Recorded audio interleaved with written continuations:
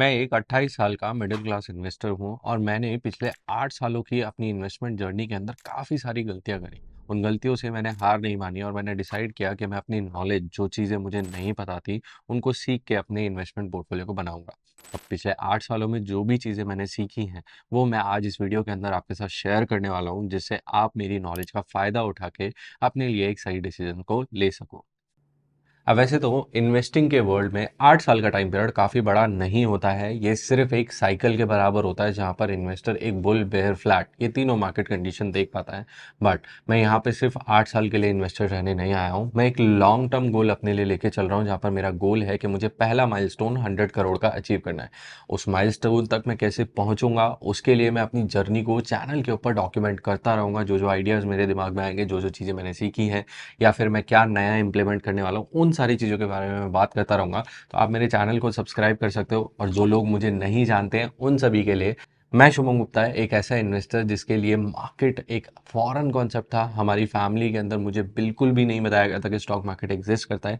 मेरी family real estate के asset class के अंदर काफ़ी ज़्यादा इन्वेस्टेड है, जिसकी वजह से उनका मेजर फोकस रियल एस्टेट के ऊपर फोकस करना ही। जब मैंने अपनी इन्वेस्टमेंट जर्नी स्टार्ट करी तो मैंने जॉब से अपनी जर्नी को स्टार्ट किया, और जॉब में पहला ही एसेट क्लास रियल एस्टेट होना काफ़ी ज़्यादा मुश्किल है, वो भी इंडिया के अंदर, क्योंकि यहाँ पे टिकट साइज़ बड़ा होता है। तो सबसे पहली चीज़, जब मैंने किसी से पूछा कि इन्वेस्टिंग क्या होती है, तो उन्होंने मुझे दो ऑप्शन बताए। पहला था एफडी एंड पॉलिसीज़, जिसमें आपने यूलिप पॉलिसी का नाम ज़रूर सुना होगा। एफडीज़ हमें सभी को पता है कि बैंक के अंदर जाके आप 1 साल, 2 साल, 3 साल की एफडी ओपन करा सकते हो, जहाँ पे आपको फिक्स रिटर्न मिलता है। बट यहाँ पे आपका रिटर्न मैक्सिमम 6, 7, 8% तक रहता है। तो फ़ायदा ये कि आपका पैसा प्रोटेक्टेड है एंड आपको एक गारंटीड रिटर्न्स देखने को मिल जाते हैं।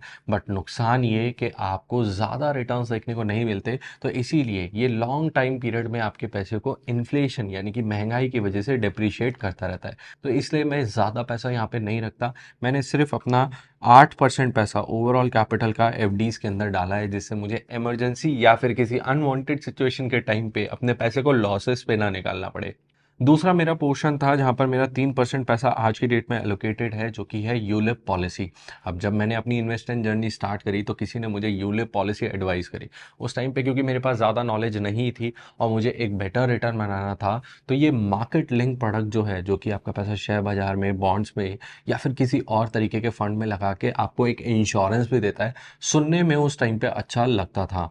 बट जब मैंने इस प्रोडक्ट को बाद में जाके डिटेल में स्टडी करा और मुझे ये समझ में आया कि यहाँ पे चार्जेस बहुत ज़्यादा होते हैं, प्लस एक लॉक इन पीरियड बहुत ज़्यादा स्ट्रॉन्ग है और इंश्योरेंस उतना अच्छा नहीं मिल रहा है, तो इसलिए मैंने यहाँ पे अपनी इन्वेस्टमेंट जो थी उसको कैप्ड रखा। उसके अंदर कोई नई पॉलिसी मैंने नहीं खरीदी।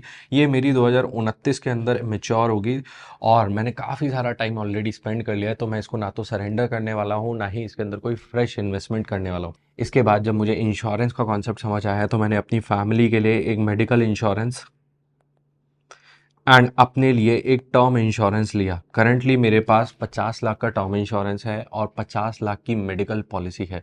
कुछ लोगों को लग सकता है कि 50 लाख की मेडिकल पॉलिसी बहुत ज़्यादा होती है। डेफिनेटली मैं भी इसी बात पे एग्री करता हूँ। बट इस 50 लाख की पॉलिसी को खरीदने के लिए मुझे साल का सिर्फ 10,000 रुपये का प्रीमियम पे करना पड़ता है, जिसमें मैं और मेरी वाइफ दोनों ही कवर्ड हैं। अब ये एक स्पेशल केस पॉलिसी थी जिसको अभी डिसकंटिन्यू कर दिया गया है, बट क्योंकि एग्जिस्टिंग यूजर्स इसके अंदर बने हुए हैं तो उनके लिए कंटिन्यू रहने वाली है। तो इसलिए मुझे यहाँ पे मेडिकल इंश्योरेंस बहुत ही सस्ते प्राइस पे एक अच्छे कवर के साथ मिल गया है। तो जब मैंने ये दोनों चीज़ें अपने लिए कवर कर ली, तो नेक्स्ट मेरा गोल था अपनी ग्रोथ को इंश्योर करना, जहाँ पर मैंने इक्विटी मार्केट यानी कि शेयर बाजार के अंदर अपनी इन्वेस्टमेंट जर्नी स्टार्ट करी एंड इक्विटी म्यूचुअल फंड के अंदर एक एसआईपी स्टार्ट करी। शेयर मार्केट के अंदर मेरी जर्नी बहुत ही इंटरेस्टिंग तरीके से स्टार्ट हुई, जैसे कि काफ़ी सारे लोगों की हो रही होगी, ऑप्शन ट्रेडिंग। ऑप्शन ट्रेडिंग एक वो तरीका है जहां पर लोगों को जल्दी से अमीर बनाने का तरीका दिखाया जाता है। आप छोटे छोटे 100, 200, 300 रुपए के ट्रेड उठाओ, आपका लक लग जाएगा तो आपको लाखों तक का प्रॉफिट हो सकता है। इस तरीके का लॉटरी या सट्टा बहुत लोगों को आज की डेट में भी खिलाया जा रहा है।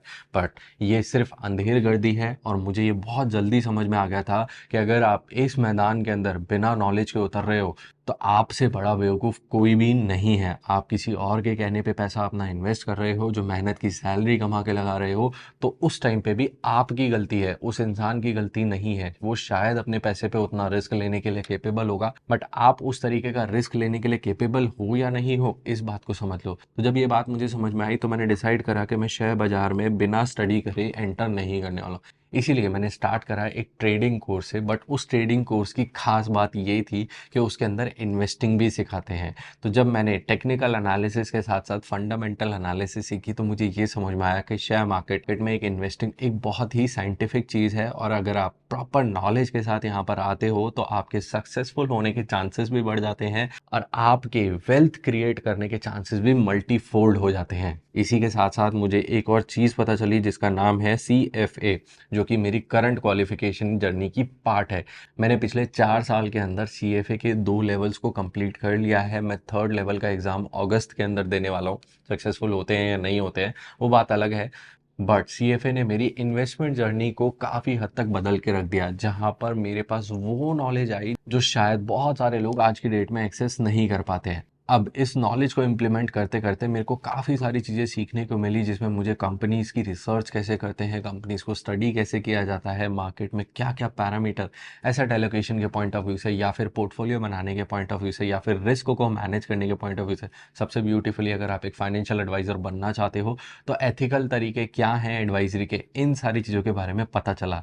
तो इस नॉलेज को गेन करने के बाद मेरी सबसे बड़ा चेंज आया कि मैंने मार्केटिंग से अपने करियर को स्विच करा फाइनेंस इंडस्ट्री के अंदर।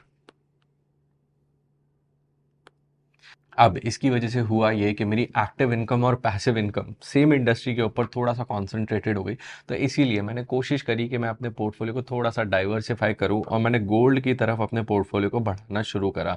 अब जब मैंने गोल्ड की तरफ पोर्टफोलियो को बढ़ाना शुरू करा, तो मैंने प्रेफ़र किया फिज़िकल गोल्ड को, जिसके अंदर मैं कॉइन्स या फिर बार्स को सेलेक्ट कर रहा हूँ। जहाँ पर मेरी कोशिश ये रहती है कि मार्केट में जो भी बेस्ट अपॉर्च्युनिटीज़ हैं, जिससे मैं अपने मेकिंग चार्ज या फिर टैक्सेस को कम लाके गोल्ड को स्पॉट प्राइस पे खरीद सकूँ।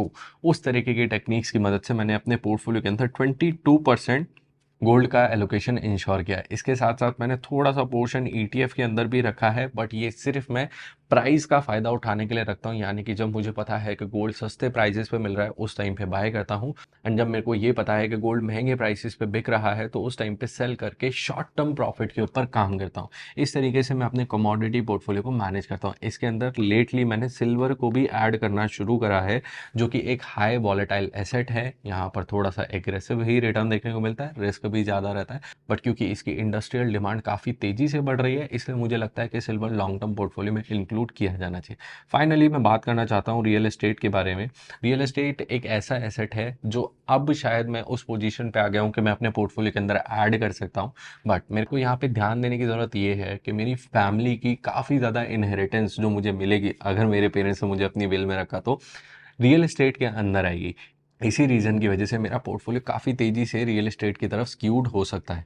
उसमें भी रेज़िडेंशियल रियल एस्टेट काफ़ी ज़्यादा है। इसलिए अब जब मैं रियल एस्टेट का पोर्टफोलियो बनाने की कोशिश करूँगा, तो मैं वहाँ पे कमर्शियल रियल एस्टेट की तरफ जाऊँगा। एंड स्पेसिफिकली बात करूँ, मैं थोड़े से बिज़नेस ओरिएंटेड रियल एस्टेट की तरफ जाऊँगा, जहाँ पर मैं एयरबीएनबीज़ को लीज़ करके या फिर किसी हाउस को परचेज़ करके एयरबीएनबी बिज़नेस को समझना चाहता हूँ। यहाँ पर मेरे 2 ऑब्जेक्टिव्स हैं कि मैं अपने लिए सबसे पहला कैश फ्लो ओरिएंटेड पोर्टफोलियो भी बनाना चाहता हूँ, जहाँ पर मेरे पास एक मंथली कैश फ्लो आए, प्लस मैं यहाँ से बिज़नेस भी सीखना चाहता हूँ, जो कि मेरे कोर बिज़नेस या कोर इनकम से थोड़ा-सा डिफरेंट हो, जिससे मेरे पास एक डाइवर्सिफिकेशन या रिस्क कम करने का फैक्टर आ जाए। फाइनली ये तो मेरा इन्वेस्टमेंट पोर्टफोलियो है, बट मैं आपके साथ शेयर करना चाहता हूँ कि मैं एक फाइनेंशियल सर्विसेज कंपनी बना रहा हूँ, जो कि इस बात पे फोकस करती है कि इन्वेस्टर को सबसे ऊपर रखा जाए, उनकी वेल बीइंग को सबसे ऊपर रखा जाए, वेल्थ क्रिएशन जो वो करना चाहते हैं, उसके लिए उन्हें बेस्ट टूल्स, नॉलेज और इक्विपमेंट सारी चीज़ें दी जाएँ, एंड प्रॉफिट हमेशा सेकंड रहे। ये एक बहुत बड़ा गैप है जो मुझे इंडिया के मार्केट के अंदर दिखता है। इसके अराउंड मैं अपनी कंपनी को बिल्ड कर रहा हूँ, जिसका नाम है रूपी फ्लेक्स, और उसी गोल को अचीव करने के लिए मैं अपनी सोशल मीडिया प्रोफाइल, जहाँ पर इंस्टाग्राम और यूट्यूब, इन दोनों को मैनेज कर रहा हूँ। अभी ये बहुत ही नेसेंट स्टेज की कंपनी है। इस कंपनी के अंदर अभी बहुत ज़्यादा चीज़ें वेल फॉर्म्ड नहीं है, जिसको मैं डेली बेसिस पे फिगर आउट करता हूँ। मैंने अपनी जॉब को आज से 2 साल पहले छोड़ दिया था, और अब मैं फुल टाइम अपने बिजनेस को क्रिएट करने के बारे में सोच रहा हूँ। अब इस वीडियो के अंदर मैंने आपसे वो सारी चीज़ें शेयर करी हैं जो पिछले 8 सालों के अंदर मैंने या तो सीखी या फिर मैंने फिगर आउट करी। इसमें से कोई चीज़ गलत भी हो सकती है, कोई चीज़ सही भी हो सकती है। आपको यहाँ पे क्या इम्प्रूवमेंट दिखती है वो तो मुझे कमेंट सेक्शन के अंदर ज़रूर बता देना। साथ ही साथ अगर आपको लगता है कि मेरी जर्नी से आपको कुछ हद तक क्लैरिटी मिली हो और आप इस क्लैरिटी को किसी को गिफ्ट करना चाहते हो, तो इस वीडियो को उसके साथ ज़रूर शेयर करना। चैनल को सब्सक्राइब कर लेना क्योंकि ये मेरी पहली वीडियो है जहाँ पर मैंने आपके साथ सारी चीज़ें ट्रांसपेरेंटली शेयर करी हैं अपने पोर्टफोलियो के बारे में। एंड मेरी कोशिश रहेगी कि मैं आपके साथ आगे भी अपने थॉट प्रोसेस जो इन्वेस्टिंग से रिलेटेड है उसको भी इस चैनल के ऊपर डालता रहूँ, जिससे आपको भी अपनी जर्नी के अंदर हेल्प मिले।